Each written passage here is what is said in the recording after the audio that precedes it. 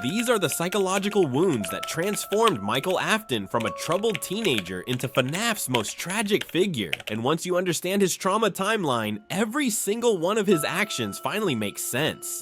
Hey guys, Horror Lorekeeper here.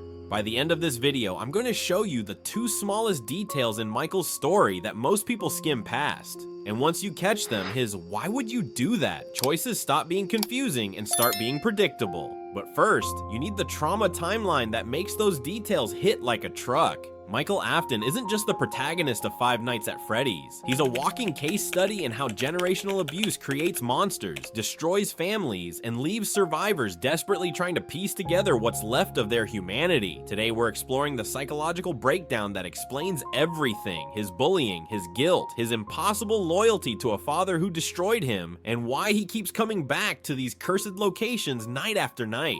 Because here's what most people miss about Michael's story. His choices look random until you track the pattern that forms across his trauma timeline. And we're going to map that pattern using real psychological frameworks, so the timeline stops feeling like chaos and starts feeling like a case file. Let's start where it all began, the Afton household, where William's obsession turned family into collateral damage. Michael's earliest trauma doesn't come from animatronics or murder mysteries. It comes from something far more insidious: emotional neglect wrapped in surveillance and control. William Afton didn't just fail as a father, he actively weaponized the parent-child relationship. The FNAF 4 house wasn't just a home, it was deliberately constructed as part of William's experimental infrastructure, designed to maximize his observational control over his victims. Think about what this means for a developing child. Michael grows up in a house where every room, every moment, every emotional reaction gets monitored and cataloged by his own father. The Fredbear plush watching his younger brother isn't comforting protection, it's a surveillance device operated by the person who's supposed to provide actual protection.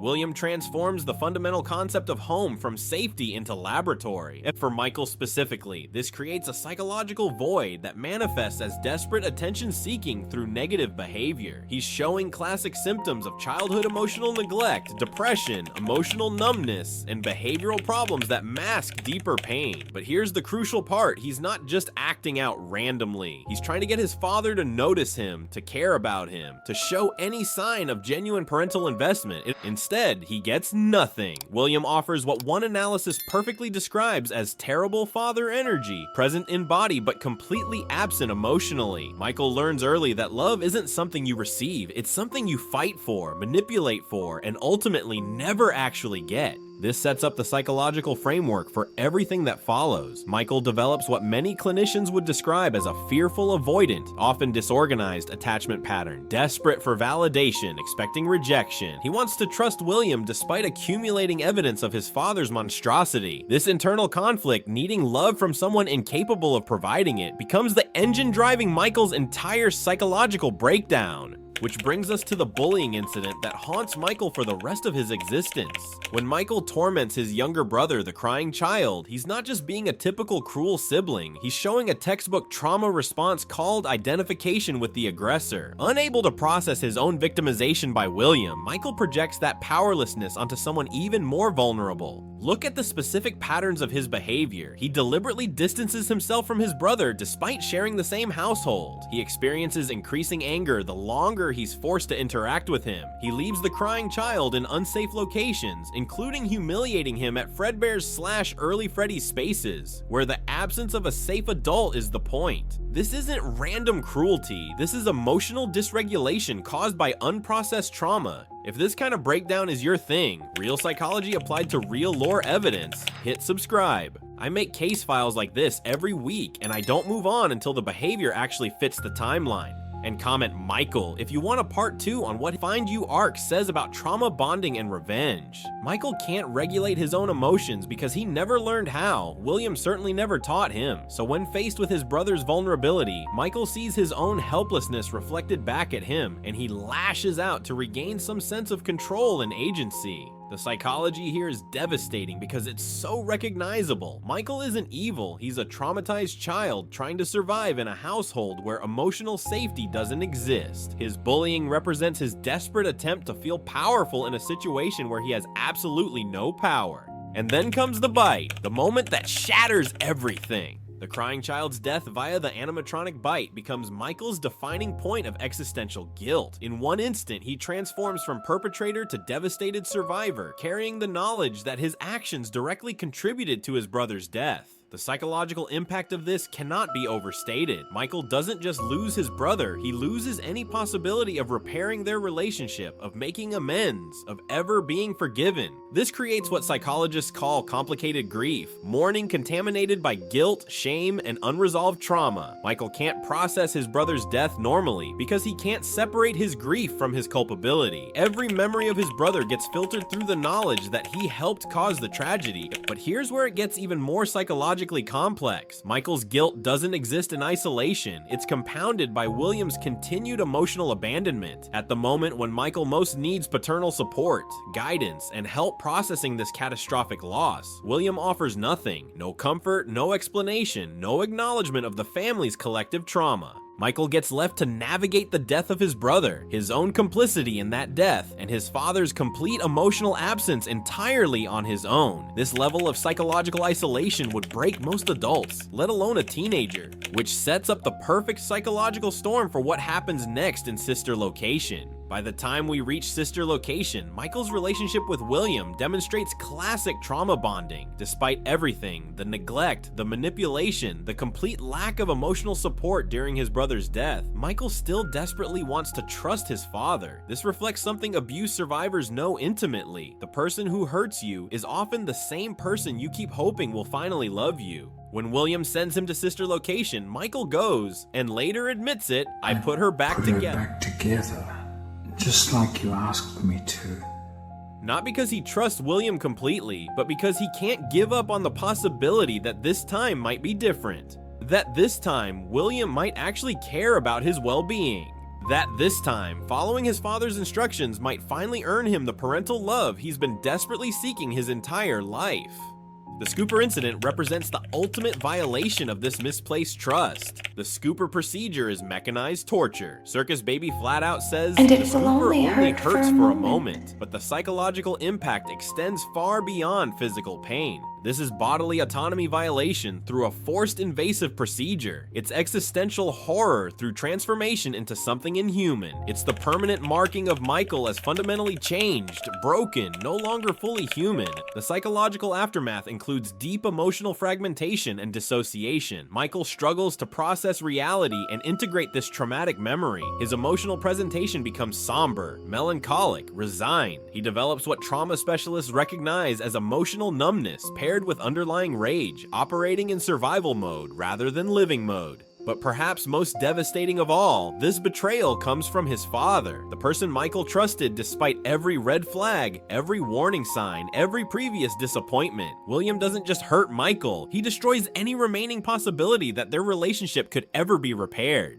And yet somehow Michael survives, not just physically, but psychologically. Which brings us to the most fascinating aspect of his character development, how guilt becomes his primary motivator for everything that follows. After miraculously surviving within the Sister Location bunker, Michael discovers things he can't ignore and sets out to do the right thing. This represents a crucial psychological pivot. His redemptive impulse doesn't emerge from rage or revenge, emotions that would be completely understandable given his circumstances. Instead, it emerges from what the analysis describes as somber finality. Michael has accepted his role in the family's tragedy. He understands that his bullying contributed to his brother's death. He recognizes that his father is a monster. He knows that he himself has been irreversibly changed by trauma, but instead of letting these realizations destroy him completely, he channels them into moral action. This is where Michael's psychology becomes genuinely heroic. His guilt becomes his superpower. The burden of his brother's death, his own physical destruction, and his complicity in trauma cycles compels him toward action, despite having no hope of personal salvation.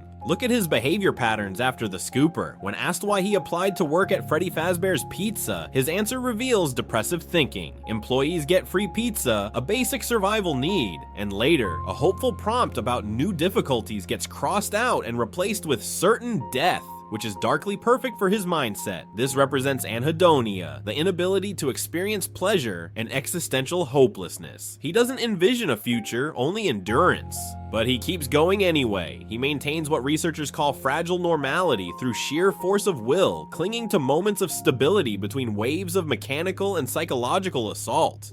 His evenings become exercises in performing life rather than living it. The psychological framework here is fascinating because it explains Michael's apparent contradictions. He's simultaneously hopeless and determined, broken and functional, isolated and purpose-driven. He's developed what trauma survivors often develop, the ability to compartmentalize devastating emotional pain in order to function in the world. Michael's snarky humor paired with deep sadness reflects classic trauma response patterns. He uses emotional distance and deflection as defensive mechanisms to avoid deeper feelings of devastating loss and guilt. When confronted with obviously supernatural or dangerous situations, he shows defensive denial, cognitively avoiding traumatic truths even when evidence is directly before him. But unlike many trauma survivors who get stuck in these defensive patterns, Michael eventually breaks through his own psychological barriers. His guilt becomes so overwhelming that it overpowers his self-protective instincts. He chooses to act despite his fear, despite his brokenness, despite having every reason to simply give up. This is where FNAF's metaphysical framework becomes psychologically brilliant. In universe, Remnant is tied to soul energy and agony to intense negative emotion, so even if you take it literally, it reads like a trauma metaphor for why pain keeps things moving. Remnant represents the soul and personality of the victim. Despite his physical transformation, Michael retains his consciousness, his memories, his essential self. Dark Remnant represents the lasting byproduct of bad deeds. Michael's bullying and cruelty leave psychological scars that he carries forever. Agony represents the emotional pain of the victim. Michael's overwhelming guilt and suffering that motivates everything he does.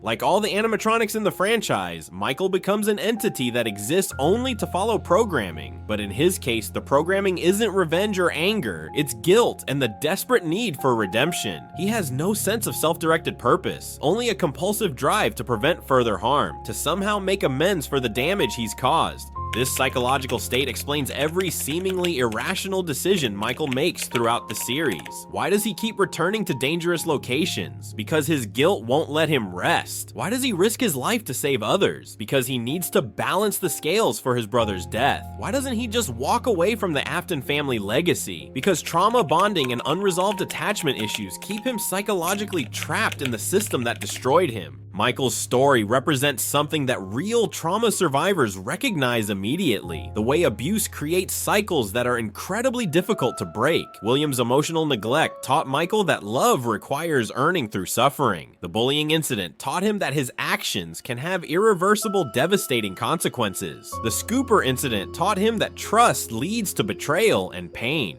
But somehow, instead of becoming another William, another person who uses others' pain for his own purposes, Michael chooses a different path. His trauma becomes the source of his empathy rather than his cruelty. His guilt becomes his moral compass rather than his excuse for causing more harm. The various fan theories about Michael's identity, Mike Victim, Michael Mitosis, the debates about whether he's the same character across different continuities, all miss the more important point. Regardless of the specific timeline details, Michael's psychological journey follows a consistent pattern that reflects real trauma psychology. He starts as a victim seeking love from an incapable parent. He becomes a perpetrator, projecting his powerlessness onto someone more vulnerable. He experiences catastrophic loss that forces him to confront his own capacity for causing harm. He undergoes physical and emotional destruction that strips away his illusions about trust and safety. And finally, he emerges as someone who chooses to use his pain as motivation for preventing others from experiencing similar suffering. This arc isn't just entertainment, it's a roadmap for understanding how generational trauma works, how it spreads, and how it can potentially be stopped. Michael Afton's psychological breakdown explains everything about his character because it is his character. His behavior, reasoning, and emotions all stem from a central wound: the collision between his desperate need for parental love and his father's weaponization of family bonds for experimentation and control. Everything Michael does, the bullying, the guilt, the redemption, the impossible loyalty followed by devastating betrayal, represents stages of processing unthinkable trauma in a system specifically designed to perpetuate perpetuate it. He's not just a horror game protagonist, he's a case study in how some people manage to break cycles of abuse despite being products of those cycles themselves.